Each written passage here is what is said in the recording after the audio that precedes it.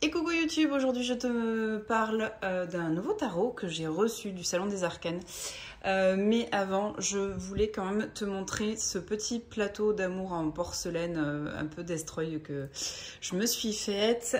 Et je voulais te montrer la beauté des cristaux de la boutique des cristaux d'Anna.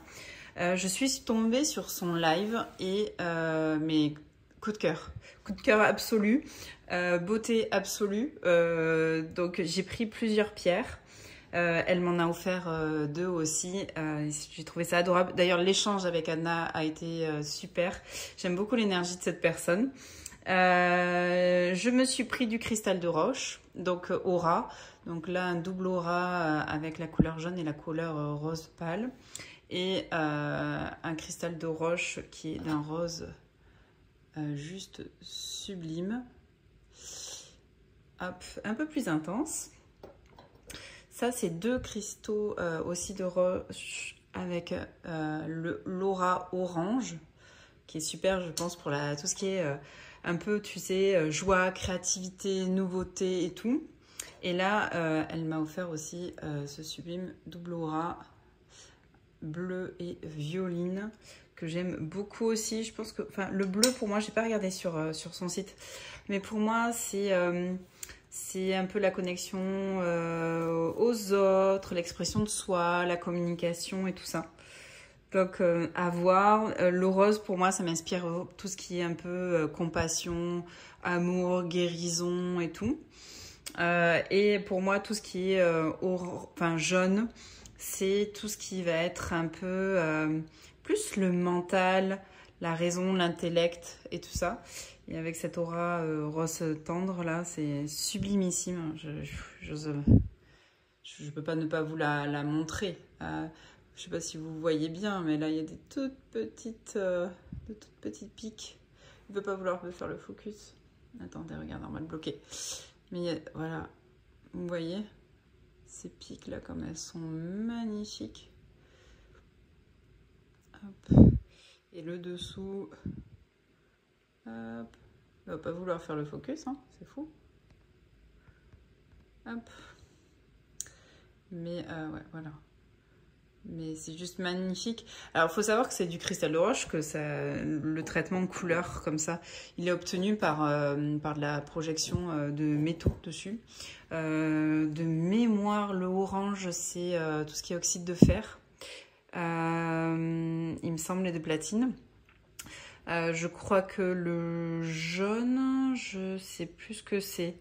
Le rose, je sais que c'est obtenu avec de l'or, il me semble, de la projection d'or. Et le bleu avec du platine uniquement. Violet, je sais plus trop. Mais voilà, ça me fait un... Je sais pas, juste de les voir, ça m'amène de la joie.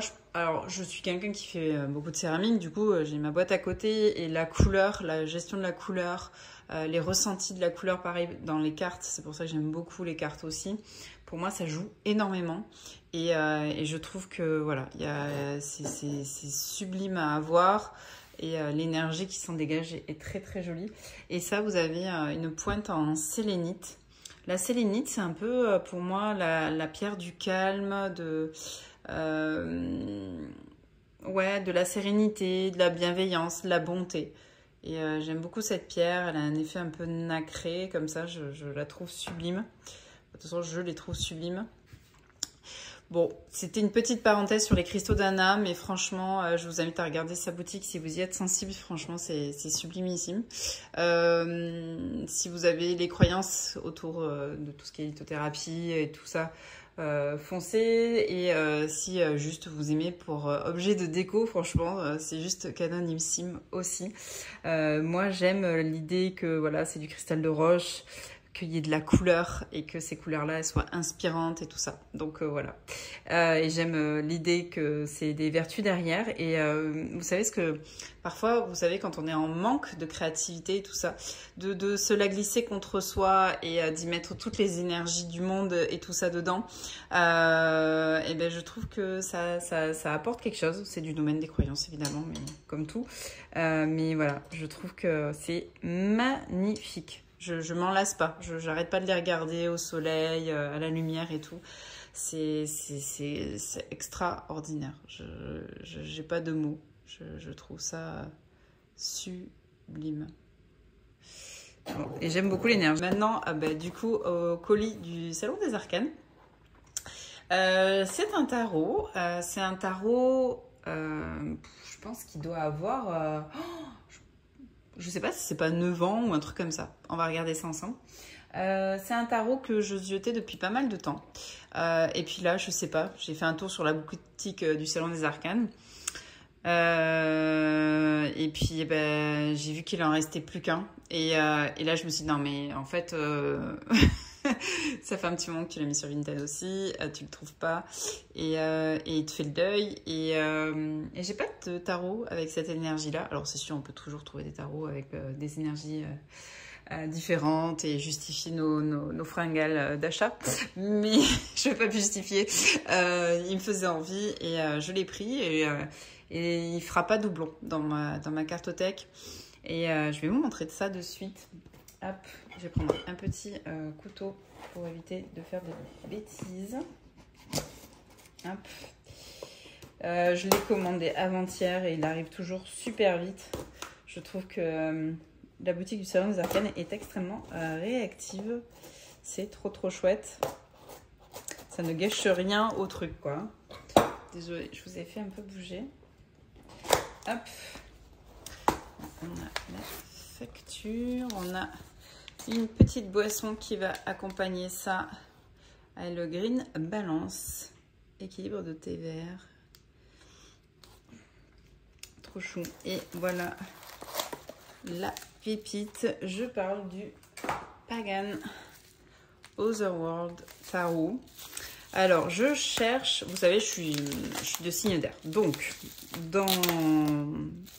j'ai beaucoup de jeux très signe d'air. Et je suis aussi ascendant Lion. Donc j'ai aussi des tarots avec des personnalités un petit peu fortes et tout. Mais ce que j'aime aussi avoir, c'est des tarots qui apaisent un peu mon énergie. Et aussi qui apaisent, enfin pas qui apaisent, mais qui m'ancrent un peu plus. Parce que, évidemment... dans signe d'air, ça peut m'aider un petit peu. On a une sublime boîte. C'est une tote box, mais sincèrement, c'est une très jolie boîte. On sent le relief sous le doigt. Je ne sais pas si vous allez voir ce petit autocollant qui est là. Je vais essayer de ne pas l'abîmer. Je vais peut-être l'ouvrir par en dessous. Hop. J'aime beaucoup. C'est très joli. C'est un tarot qui est inspiré un peu de l'univers 2016, voilà, je savais pas trop dire la date, mais voilà, imprimé à Taïwan, fait à New York. C'est un tarot qui s'inspire de tout ce qui est naturel. Il y a un côté un peu celtique primitif, il y a aussi un peu tout ce qui est... esthétique Renaissance, des peintures Renaissance et tout. Il faut savoir que c'est un tarot qui a été peint. J'ai le prénom, mais j'ai plus le nom. C'est Linnea qui a peint. On a un petit mort doré. Hop, je vais fixer le focus. Un petit mort doré dedans. J'ai ouvert par en bas pour regarder ça. J'adore. Je le trouve trop beau. Je crois que c'est une qualité de linen. Oui, c'est ça. Et on a des cartes supplémentaires. Ouh, ça glisse. On a des cartes supplémentaires. Il y a la carte, il y a 5 cartes de la lune avec donc du coup la croissance de la lune. Vous pouvez le voir là d'ailleurs, c'est juste magnifique. Le dos, c'est le print de la boîte. J'aime beaucoup. J'aime vraiment beaucoup. Très très beau. Et on a aussi une carte Seekers, il me semble. On va le regarder ensemble. Alors, je le découvre en même temps que vous. Hein. Donc, hop. Donc là, on a les phases de la lune. Elles sont magnifiques, ces cartes. J'aime énormément. Du fait que ça soit peint, vous voyez, il y a cet effet un petit peu derrière les cartes. On voit à peine le linen. Je ne sais même pas si vous le voyez. Ouais, vous le voyez un petit peu. Attendez, je vous remontre les irisés. C'est très joli, hein, franchement. J'aime beaucoup. Il fait très Calistaro. Et voilà, on a la carte supplémentaire qui est là, pardon. Le Seekers. Et après, je trouve que c'est un tarot parfait pour tout ce qui est printemps aussi. Parce que vu qu'il est orienté très nature, il est très végétalisé. On a le fou. On a le magicien. Je vais verrouiller. Voilà. On a la grande prêtresse. C'est quand même très joli. Hein. On a... Vous voyez l'univers un peu plus celtique qui est un peu plus présent. Et vous voyez, on est dans des couleurs très naturelles. Des marrons chauds, des verts, les amoureux. C'est très très joli. C'est un tarot assez esthétique. Oh, la force, elle est avec cet ours brun. Et elle a beaucoup de grâce. L'ermite. La roue de fortune. J'ai pas pris le livret, il y est. Hein. Je pense que ça serait peut-être pas mal que je me le prenne. Pour l'instant, je l'ai pas pris. Je vais voir ce que ça donne. Le pendu. Oh, cette mort, elle est incroyable, cette mort. Avec ces flèches là qui font les ailes. Waouh, sublime. Cette fleur là.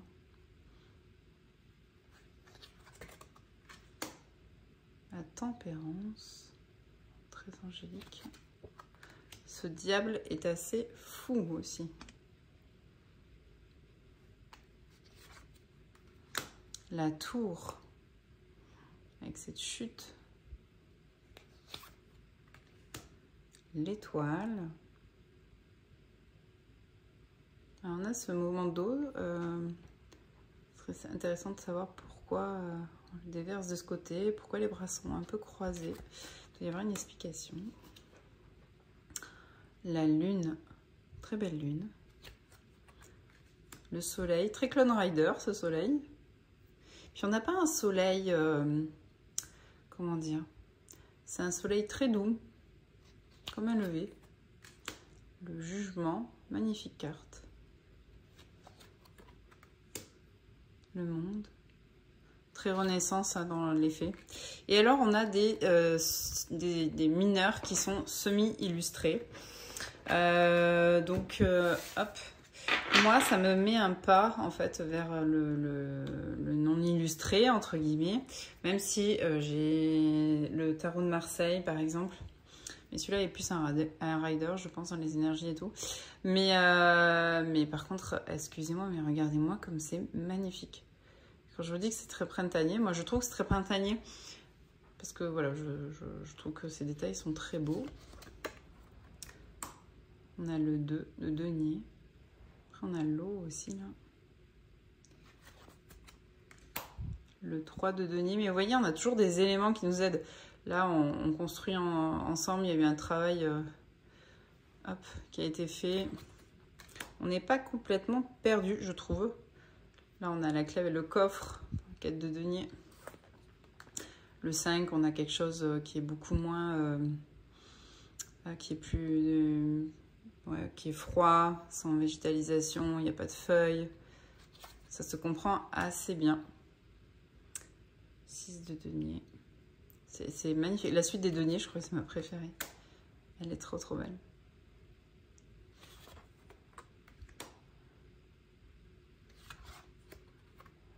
Neuf de denier. Et le 10. On va attaquer le page, qui pareil, est recouvert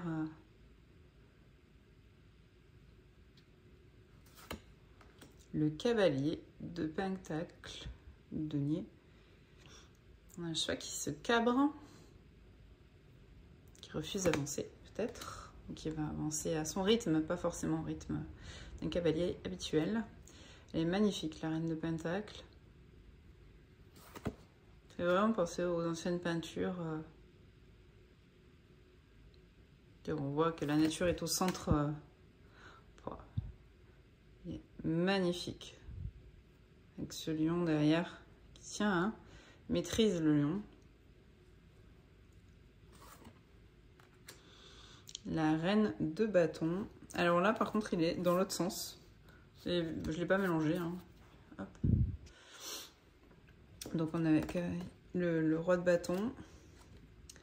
Le roi de pentacle. Ah non, je ne sais pas ce que j'ai dit dans la vidéo, que je peut-être me suis plantée, on ne sait jamais. Cette reine de bâton, elle est magnifique aussi. On retrouve son petit chat noir. C'est là où je dis qu'il est quand même assez Clone Rider, hein, sur certaines scènes. Cavalier de bâton. Et ce page.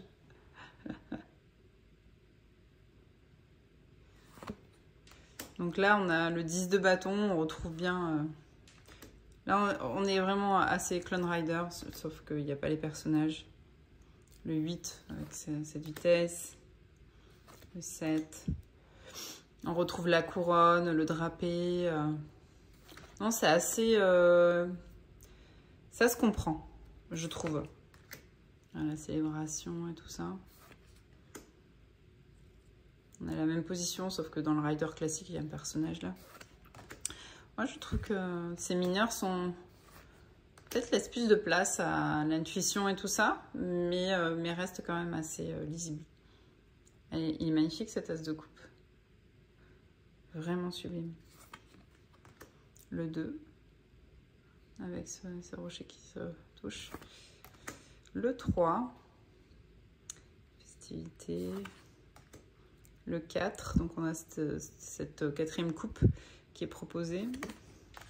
Le 5, on a les coupes à l'envers, on a les fameuses 3 coupes à l'envers et 2 coupes à l'endroit. Je ne sais pas si vous entendez, il y a beaucoup de vent. Mais est-ce qu'il ne va pas être parfait pour le printemps, ce jeu? Même pour l'automne, vu qu'il a beaucoup de teintes marronnées. Le 7 de coupe, avec cette lame là. Le serpent, l'argent. Voilà, les possibilités.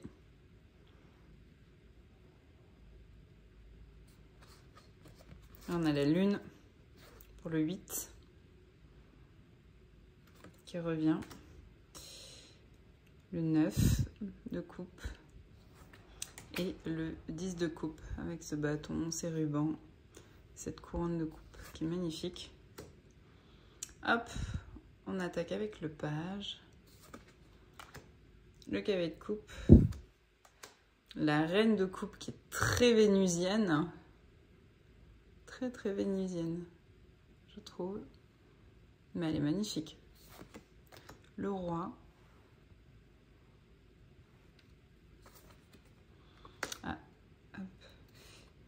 là on recommence dans l'autre sens aussi, c'est curieux mais hop.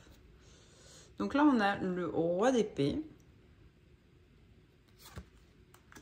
la reine d'épée, cavalier. Là, il y a plus de mouvement, je trouve. Le page d'épée. Hop, le 10 d'épée. Avec ce crâne et ses ronces.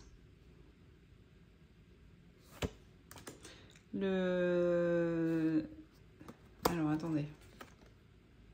Ouais, le 9, pardon, excusez-moi. Le 9 d'épée. On a ce signe qui est attaché, là. Alors, on ne sait pas si elle flotte, cette chaîne, ou si elle est vraiment... Le 7.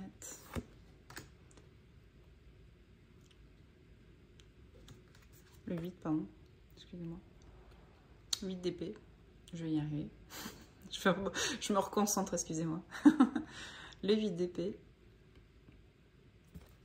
Le 7 d'épée, avec cette voile. Je trouve que, ouais. Le 6 avec cette barque, pareil, assez Clone Rider. Le 5 d'épée. Avec ses eaux mouvementées et ce ciel nuageux. Le 4 d'épée, pareil, il y a cette épée à l'horizontale et les 3 au-dessus. Assez classique pour le 3 d'épée. Il y a un vent incroyable. On a le 2 d'épée. Très jolie carte aussi. Et l'As d'épée, magnifique aussi. On va lui demander de se présenter en une carte. Hop, on va la mettre... hop. Hop, brasser. Alors, j'ai pas des grands... pour la taille de carte, je pense qu'il a un chouïa plus large. J'ai tarot la base à côté, voyons.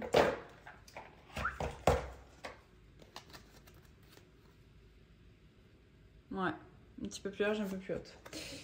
Peut-être pour les petites mains, voilà. Mais bon, ça reste... Par contre, ça glisse très très bien, c'est un linen. Puis il fait luxueux, ce tarot, je trouve. Il mélange comme dans du beurre, comme toutes les qualités linen. Hein. Allez, présente-toi. Oups. Eh ben, ça a sauté. L'empereur. Ouh. Certaine autorité qui a la connaissance aussi. Ok. Bonjour. Petit empereur. Hop, on va piocher. Et on a le page de bâton. Hop. C'est très joli, hein, cet effet peint. Vous voyez l'encadré là. On a des bordures, mais elles sont pas gênantes et puis elles sont pas blanches. Elles sont vraiment très jolies. Et cette calligraphie rajoute aussi, je sais pas si vous l'avez vu, mais la calligraphie rajoute vraiment à l'univers du tarot. Je trouve que souvent, les gens négligent, je trouve parfois que les créateurs négligent l'importance de la calligraphie qui est là. Mais pourtant, ça fait toute l'harmonie du tarot, je trouve, visuellement. Donc, ouais. Hop, on va lui demander ce qu'on va travailler ensemble. La justice. Incroyable, j'adore. Elle est belle, cette justice. Ok. Eh bien, écoutez, on va finir par ça. Donc, le tarot Pagan Otherworld Tarot. Cette manche, je m'en remets pas, elle est quand même sublime. Hein. Je vous le mettrai le lien au cas où chez Nico. Mais ouais, en tout cas, je sais que l'illustratrice s'appelle Linéa. Mais ouais, magnifique tarot, magnifique jeu. Je suis ravie de l'avoir. J'en ai pas du tout d'autres comme ça dans ma cartothèque. Et franchement, je pense que ça va être mon super pote du printemps. Hop. En parlant de ce printemps, hier j'ai lancé je me suis procuré la formation sur de Yéna sur les tarot talks là qu'elle l'a fait je l'ai fait avec du coup là c'est tout l'univers Sailor Moon et compagnie et je me suis régalée avec. Il faut que je m'imprime le PDF qu'il y a avec, il y a juste 100 pages, tu vois, tranquille. Yéna fait jamais les choses à moitié, hein. Mais pour notre plus grand bonheur. Et, ouais, alors je vais laisser les phases de la lune parce que pour moi, il y a des énergies qui se dégagent de ces phases-là. Et donc, du coup, je vais les laisser. Je pense que ça va assez bien compléter mon tirage. C'est très beau. J'adore. Franchement, je le trouve sublime, ce jeu. Je sais pas ce que vous en pensez, si vous le connaissez. Moi, je sais que voilà, il me faisait de l'œil depuis très longtemps. J'avais un peu peur des miniatures non illustrées, mais je pense que désormais, je suis plus à l'aise avec ça. Et donc, du coup, je me sens prête, entre guillemets, à l'acquérir. C'est un peu comme le Zikiz. Voilà, je me suis sentie prête à me détacher des visuels très rider à un moment donné. Et à passer sur des esthétiques beaucoup plus originales, un peu plus marquées aussi. Ouais. Mais j'aime beaucoup l'énergie de ce tarot. Je suis hyper contente, évidemment. Mais ouais, pour le printemps, il va être super, je pense. Vraiment, ça va être un super pote. J'adore ce que je vois dans le téléphone, là, entre ce tarot qui est magnifique, les cristaux d'Anna devant, tout va bien, quoi. On est bien entourés, les gars, on est bien entourés. Mais ouais, très très jolie. Mais elle est magnifique, cette reine de bâton.